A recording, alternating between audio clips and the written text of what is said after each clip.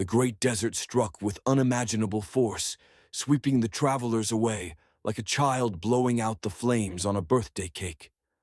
The swirling red sands created thunder that split the darkness and the air, while tornadoes painted a terrifying spectacle in the sky, full of screeching sounds and the dark, ominous shades of an enraged nature.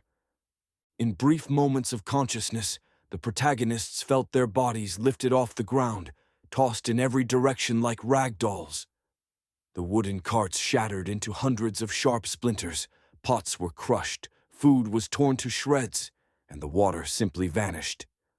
Thick hides and canvas tore apart, twisted into tangled knots, and flew away in an unknown direction.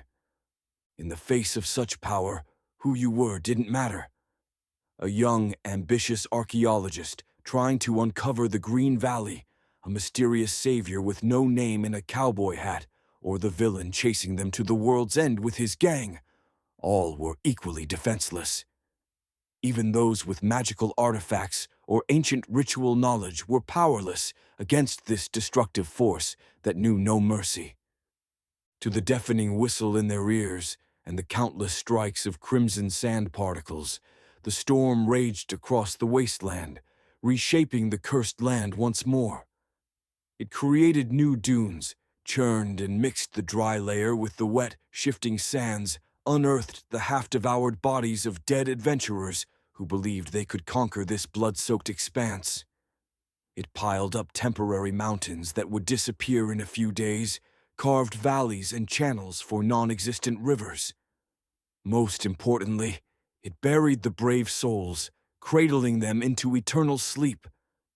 That's what you might believe, gazing at the aftermath of the storm.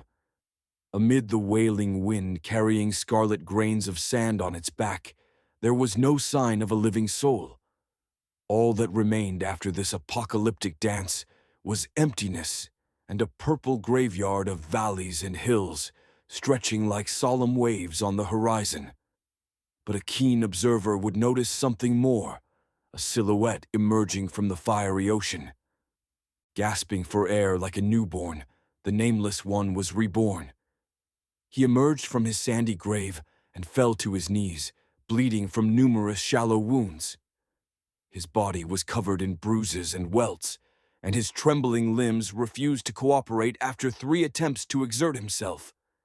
His blue, cracked lips and an insatiable thirst for water indicated he had been unconscious for many hours, maybe even days.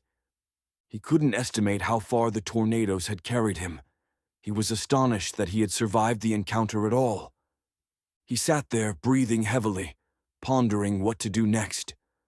Without food and water, he was doomed to a slow death. Without vaccines, protective goggles, and his beloved hat, he knew that the heat of the pale sun would eventually claim him. This will be a very slow torment, He thought grimly. Any ordinary person in his position would have laid back in their sandy grave and covered themselves with the lid of this claustrophobic coffin, hoping to die in their sleep.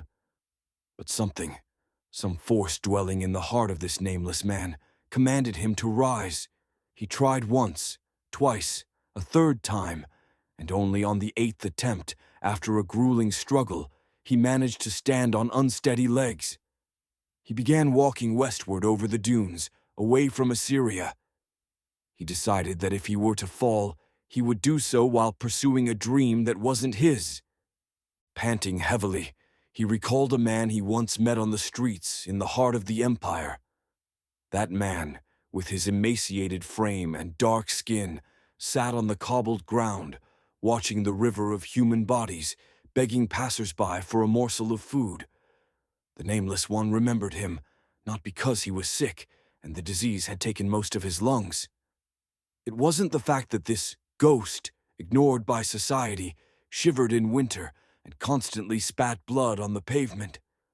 What etched this man into the mind of the artifact wielder were his eyes, a gaze full of passion and understanding, a remarkable lesson in human resilience. That memory made the Nameless One smirk cynically, deciding that he would fight his cruel fate. He would mock life just as it had mocked him, by sending that vicious sandstorm his way. You'll have to wait a bit longer for me. He muttered into the wind, hoping it would carry his words to the furthest corners of the world, and with a bit of luck, to all the dead who awaited him. During his arduous journey, looking at his hands, he noticed a resemblance to the miners he had encountered along his path. In the penal colony at the foot of the ancient mountains, he had spent 5 long years working as a convict in a mine shaft. He toiled 14 hours a day with other prisoners, extracting the last remnants of gold to repay a debt owed to a certain magnate. A magnate who had sent his thugs after him, robbed him of everything he had, and made him a pawn in the game of those in high places. It was there that he saw men with damaged hands, full of wounds and scratches.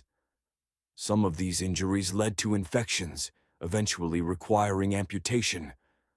When he finally regained his freedom, he vowed that he would never let his hands be destroyed again. But as it often happens, when a man makes a vow, fate prepares cruel surprises that bring those promises back with doubled force.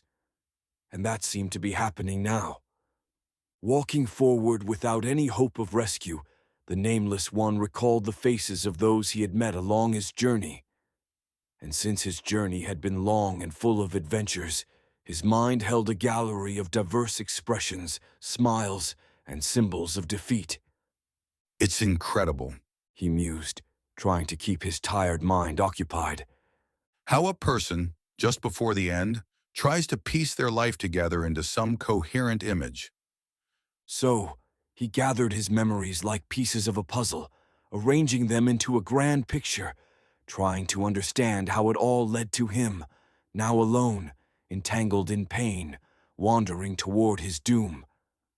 None of his analyses suggested that the end would come in such an unexpected, brutal, and irrational manner. Yet some part of his soul, hidden deep in the darkest corners, relished what was to come. That grim, bitter voice in his head whispered that it was high time to leave this wretched world.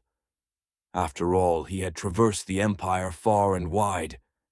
He had visited the capital only to be repelled by it and its steel monsters and cobblestone streets. He had been in the Sinai Mountains, where he was fortunate enough to drink traditional tea with the Corfu people, sitting under a tent on a stormy night. He had also drunk whiskey from a glass the size of a human skull, while traveling with a traveling circus on the eastern fringes of the known world. He had been cheated at poker by an old witch in a bar on the edge of a toxic, emerald-colored lake. He had tried to survive the hardships of the North by drinking rat liquor by a campfire and endured the struggles of the South, warming his behind by a faint flame. He had been almost everywhere his legs could carry him. He could continue flipping through the pages of the book of his memories until his death, which he believed was approaching soon. However, fate, as if weaving threads into a skein, had decided that his time still had some meaning. And there, on the desert, he saw something black lying in the sand. At first, he couldn't understand what had caught his attention. With each step, he doubted his eyes more, and finally, when he touched the object with his fingertips, he shivered with nerves. He had found his unopened deck of cards. He was convinced that the furious roar of the desert, which had tossed him around like a worthless piece of trash, had taken from him what mattered most. But now he held his most precious possession in his hand, more valuable even than his own life. This deck of cards was the embodiment of the hope he had lost many years ago. In fact, it was what connected him to his humanity. Without it, he would have long abandoned his human life, seeing no sense in continuing to wander through the world of the Empire, the world of men. By the gods! He muttered in astonishment, lifting his head. As he looked at the ruined cart and the scattered items on the desert, the Nameless One noticed that most of them were unrecognizable. They were small fragments torn apart by the merciless forces of nature. These tiny specks, resembling poppy seeds scattered across the vast, red sea of sand, led his gaze to wander over the dunes. His eyes scanned the still landscape, where nature's fury blended with an illusion of calm. On one side, the destroyed trinkets, pots, and equipment testified to the power and destructive nature of the great desert, while on the other, the silence, broken only by the gentle breeze, created an illusion of harmony and safety. The urge to mindlessly wander this cursed land, where death's embrace awaited at the end, had to be set aside when he saw a silhouette of a woman among the sands. There was no doubt in his mind. His keen eyes immediately recognized the small, delicate figure partially buried under a red blanket of sand. He didn't rush to rescue her, though, as he was exhausted and wounded himself. Even though his mind yearned to take action, his body struggled to close the distance between him and the unconscious Carmen. The girl was covered in bruises and scars, her swollen face resembling a festering, infected wound of a worn-out miner. She was barely breathing, each breath seeming to drain a part of her life. The nameless one sat beside her and instinctively reached up to his head, trying to remove a hat he no longer had. It was an instinct, a reflex stronger than him. This seemingly innocent scene, meaningless to the world, became an excuse for him to laugh bitterly. Amazing how we can laugh at ourselves while awaiting our inevitable execution. We must be insane. He remarked sarcastically, never taking his eyes off the unconscious woman fighting for her life. He was impressed that despite her injuries, which had distorted her body, the woman was still alive and defying death. That one sentence, uttered almost casually, triggered an avalanche of thoughts in his mind. Finally, he recalled a beloved fragment of a text that his dying lover had once recited to him. Sitting on the edge of his endurance, he made a decision that would determine both their fates. Do not go gentle into this good day. Rage, fight, despite the inevitability of dusk. Ignite fires, stir blazes, push back the darkness that relentlessly consumes the light in the endless dance of the pale sun with the unattainable horizon. Make this eternal battle bring solace to troubled souls, if only for a moment. Do not go gentle into this good day. Rage, fight like the wise men who try to split the night's shroud of death with flashes of denial, thunderclaps of anger, a rain of bargaining, and a whirlwind of acceptance. Let this eternal struggle be etched in the annals of our doom, if only for a moment. Do not go gentle into this good day. Rage, fight for the virtuous, small, frightened souls entangled in the threads of cruel fate that knows neither mercy nor light. Make this eternal battle, wrapped in a fragile wreath of glory, soothe the weakest who need a kind word, even if only for a moment. Do not go gentle into this good day. Rage, fight like madmen trying to grasp the pale graphite sun, wandering the faded blue sky. Let this eternal battle resound with joyful songs about tearful laments, if only for a moment. Do not go gentle into this good day. Rage, fight for the somber ones, whose eyes death blinds with the illusion of the shining meteor of change and mockery.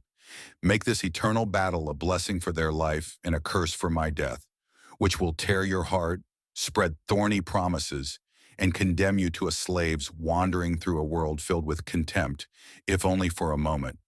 Do not go gentle into this good day.